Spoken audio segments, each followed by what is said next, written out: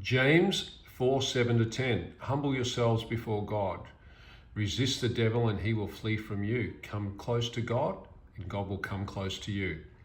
Wash your hands, you sinners. Purify your hearts, for your loyalty is divided between God and the world. Let there be tears for what you have done.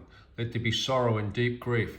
Let there be sadness instead of laughter and gloom instead of joy. Humble yourselves before the Lord, and he will lift you up in honor. My church, these verses in James chapter 4 seem to present a paradoxical position.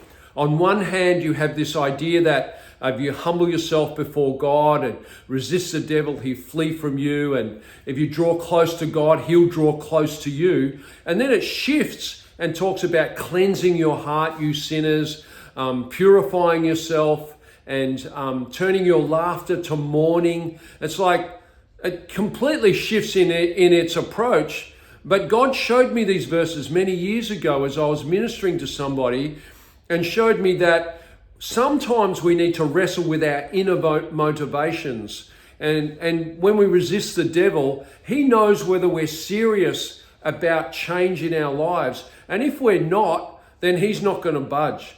But if we are, then he has no place in us and he must flee. And that's about humbling ourselves before God and dealing with our inner motivations and really bringing them to God so that God could work deeply in us and bring us to a place where we may have to reject some things that we've been involved in or some things that we've allowed in our lives, and be serious about it and come to that place of real, true repentance and even a sense of mourning within ourselves to let go of something.